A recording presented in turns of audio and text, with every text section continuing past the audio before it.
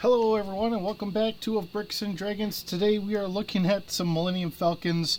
This is really from the Action Fleet series. Originally it was done by Galoob with the Micro Machines, and that's where we started off with this one.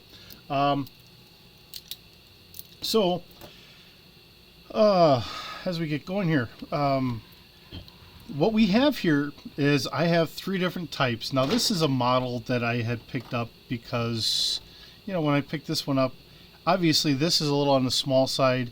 In the background you see a Jedi Starfighter. I believe it's Obi-Wan's Jedi Starfighter, and then we also have a standard TIE Fighter. And when we're looking at all this stuff, sizes don't always seem to really match, and then when you look at the figures and all that, I don't think I've got a figure in here, because if I remember correctly, I have a jar somewhere with all my figures, and I don't know where I put that jar. And it's just how I kind of end up fumbling things at times. But I should have, in here, I should have some figures. If I can remember how I open all this up. We'll start off with this one as I keep dropping the landing gear. Alright. Sit, stay, good boy. Alright, so this one was really based off of the old kind of the old Kenner set that they had done for the Millennium Falcon. I don't remember exactly because I never had the set. I do remember somebody having the 3 3/4 inch Kenner action figure carrying case, which was done as a Millennium Falcon, and you would stand it up here, and it was a little flat on the back, so you could put all your figures in there. They'd all be standing up. But I believe when they did this, we did have it so you could open this up, and this pulls out, so we can get a figure inside. If I can get this in correctly, so we can get a figure inside here. This was supposed to swivel, I believe, and it really doesn't swivel. I can put that down. Of course, our cockpit opens, but it only has enough room for one figure. And in the middle here, you can see where it's kind of X'd, and we had a shooter in there. So let's see, and the launch button is right here, right behind the landing strut. And this is really how the original Millennium Falcon was done. It only had 3 pieces of landing gear. Now, if you ever really remember in the movie, in The Empire Strikes Back, really, when they're landing on Cloud City, he's coming in, but you do see the landing gear, and there are 5 pieces of landing gear. So we had the landing gear in the back. These 2 opened up, as well as 1 extra piece in the nose. To make things easier, they just did the nose and they did the back. And that's how they kind of had done it. And of course, our cannon on the bottom can swing around. Now, when I picked this up way back when, and I'm trying to even remember if my kids were even alive at this time, because it's been a long time ago. That was the design that they had done, and somebody had actually tried creating their own Millennium Falcon, and it was like a 3/4 scale, and then they had done the same mistake of only the 3 pieces of landing gear. And of course, somebody sat in here, and they just barely crawled in, and the whole thing toppled over because it was not enough landing struts to properly hold it all up. Now, I kind of opened this up already. So I can open this up, and I can just put a couple figures in here to say that they're riding along. And we also have an extra stowage spot in here, so if you wanted to hide someone, you could hide someone. So there's your smuggler's cargo bay, as well as your regular cargo bay. And that's really all this was. I mean, we can put the landing gear up, and we could kind of swoosh it around if we wanted. We can angle this. Our cannons don't really move all that much. The bottom one does some, but the top one is stationary.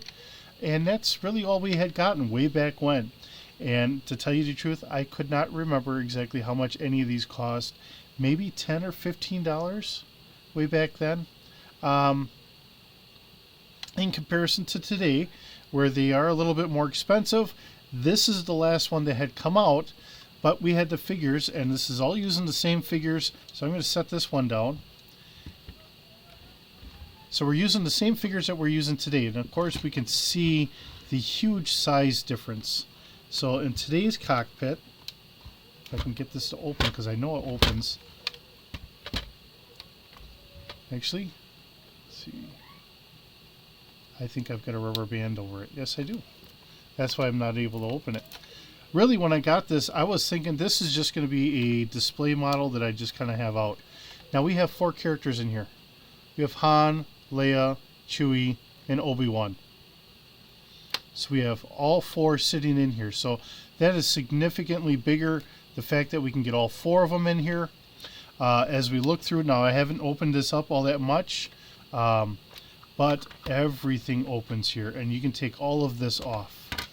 And we do have some sound effects, so you can play around with it just like a kid, and it all lights up.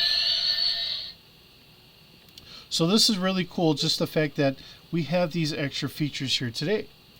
And of course this, I believe, does untwist, and it pulls out, and then again we can put somebody in there. So and the fact that that twists around pretty nice is pretty good. Here's for our batteries, and it's got a sensor in here, so as I'm able to do all that. Now the only difference is now the bottom one doesn't really move. It's all fixed because we have our landing gear here, and now we have 5 pieces of landing gear. Now this is done a little wonky in a way. It works pretty good because you got to remember this is meant for kids. It's not meant for us adults. So, you know, here I am being the eternal child as always. So sometimes when I'm setting it down, and you saw, you know, oops, and I have figures falling out now that I don't have the rubber band on there. But it's the same figure size. And this is how small the figures are. So I do have a jar sitting around here with all these little figures just this size.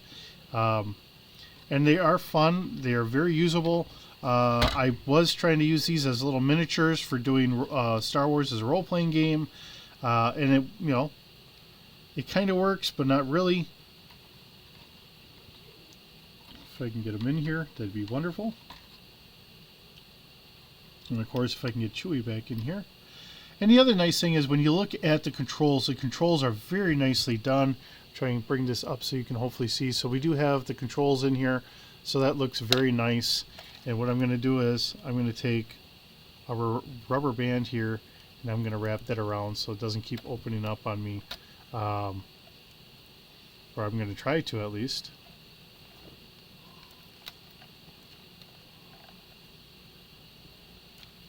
And of course, having the big fat fingers that I have, that never helps. Okay, so now we got that kind of clamped shut. The other thing is, we have our exit hatch here, and this does open up. So this is meant to open up. It is kind of, see, I really don't play with it all that much, and most of the time I don't play with all this stuff all that much, but it does come down. So if you're trying to be that kid and you want to see it down when it's landed here, you can easily do that. You know, you can bring the landing gear down, it can land and kind of sit there nicely. Hoping I'm getting this at, you know, the hardest thing is I got my computer behind me. You know, my laptop is behind me, so I'm trying to do this to an imaginary sense of where you guys are actually seeing. So when I do make mistakes, please bear with me on this. But it is just the fun of being able to show you, you know, this is where we had come from, this is where we are, you know, because I do love Star Wars. That'll never change. I've loved Star Wars, I've loved Star Trek. I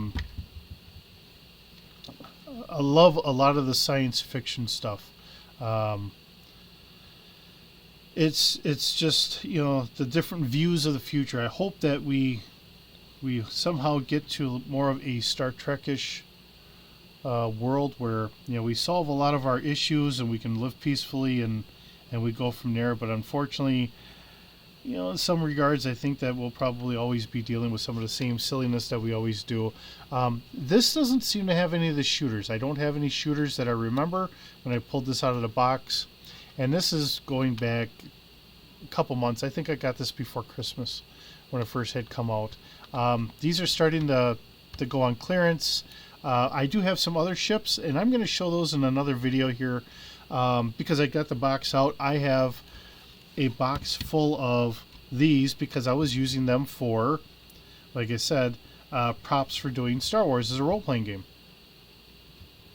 which then leads me into doing everything else here. So we do have our nice console here where, you know, they're sitting there playing the chessboard and all that.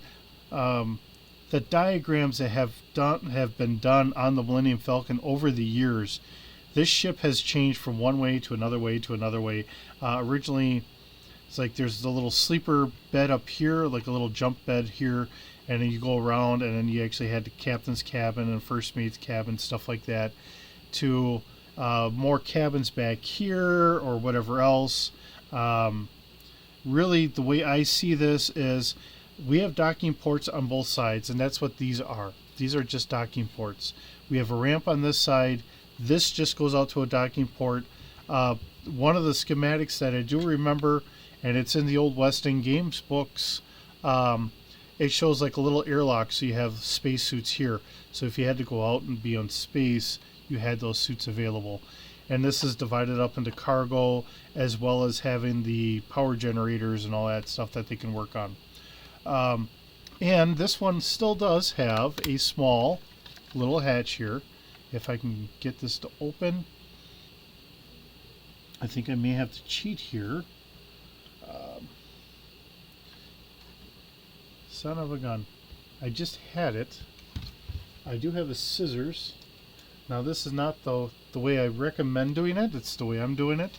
Because I got a little notch here, so if I can get into that notch and I can just kind of pop that open. That's all I'm trying to do. And you do have the cargo hatch, so you can smuggle some goods, or if you want to put a figure or two down in there that they're trying to get smuggled into a Death Star or some other space station or whatever have you. You know, because it's always your own imagination. We always put ourselves into our own adventures, and we have our fun here.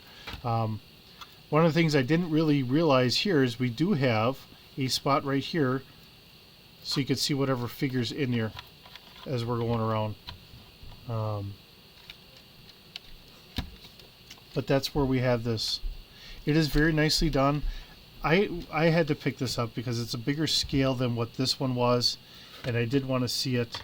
Now, I probably in the future, because I didn't pick it up, and I'm like, well, I don't bring these out all that often. These have been sitting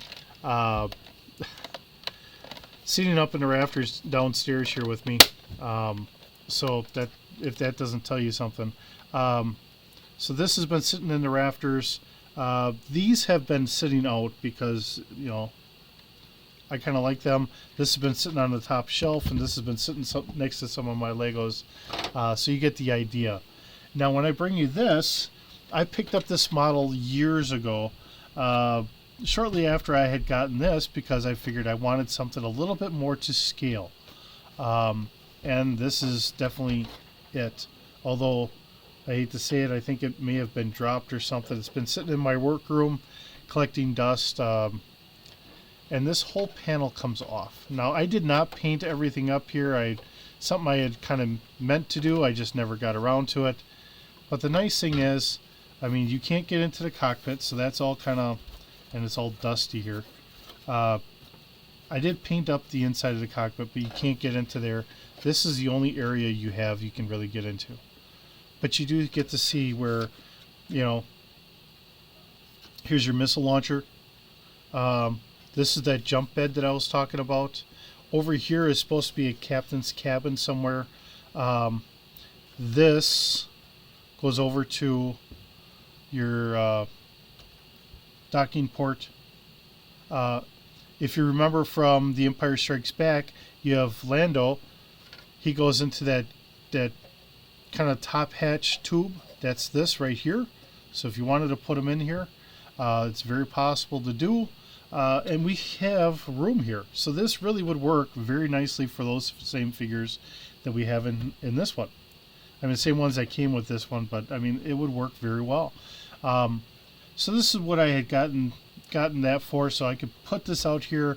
We could do whatever we're doing here, and it makes a little bit more sense.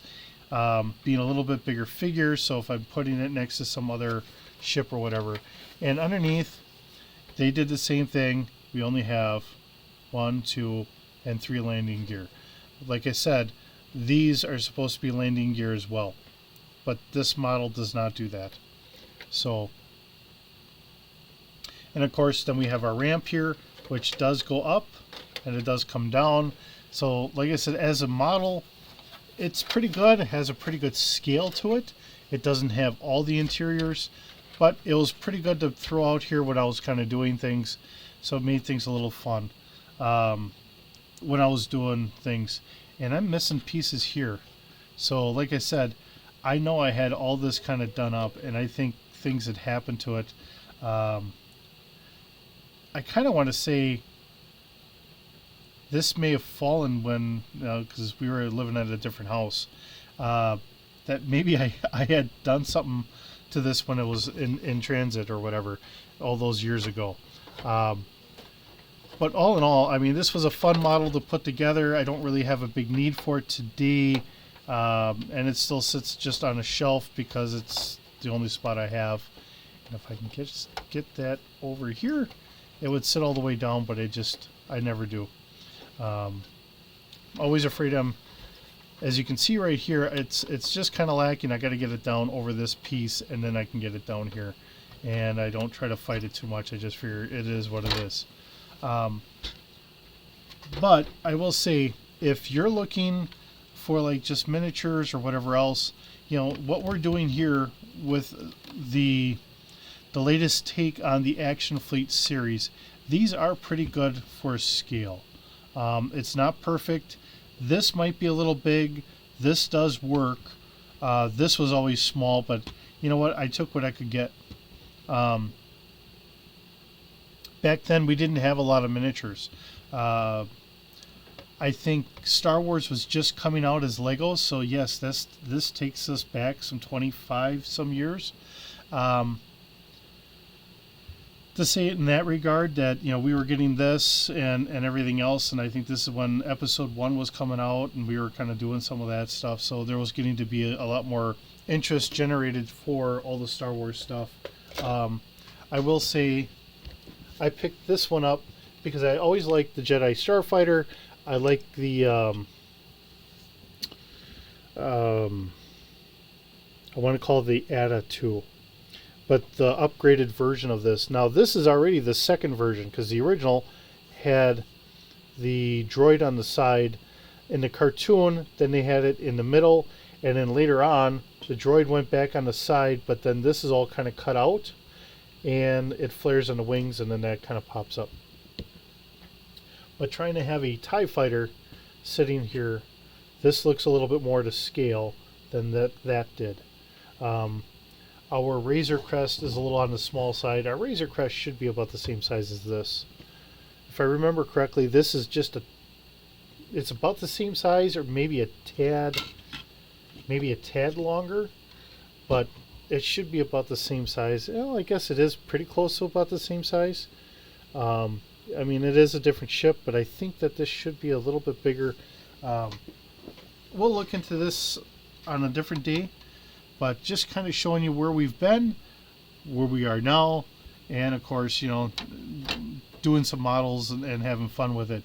And having the fun here, the only problem is I don't have, without taking all this off, I can't just hit, oh wait a minute, here it is. There we are. So I can still do that. And if you want to fly it up, and if I tip down, so we get all the fun sounds, all the fun things here. So that's what we have here for today. Like I said, because I got the box out, and I do have a very large box. I mean, that box is bigger than bigger than this, so it's almost one of the Amazon boxes, but it is easily twice as deep here, if not 3 times as deep. And we'll get some of these out here. Like I said, the Star Trek, the Star Wars, all that stuff, the ideas to come up with for adventures, because I've always loved doing the adventures, and doing the Legos and everything else helps with those adventures. You get to build things, and as you can tell, I always like building things. I'll build adventures, I'll build models, except today most of my models are Lego instead of doing this. So I'll never paint this at this point. My hands start cramping up and shaking and all that. That's why it's kind of nice to get like a toy or something where it's already together and everything's all taken care of for me. And having TIE fighters already and all the different types of TIE fighters, that really makes things kind of nice.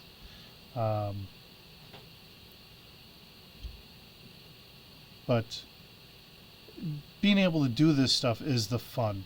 And then getting the guys together, and then they can, whatever stories we do, it's their story. I just get to create the world. I get to create the adventure, and then we get to see where it goes to. And that's really what this is about. It's always about trying to have fun, be silly at times.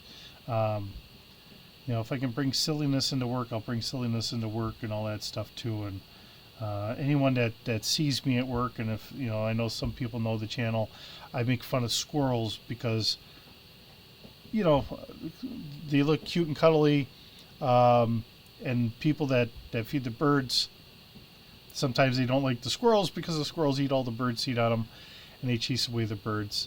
But just watching their antics is always cute and fun and all that stuff.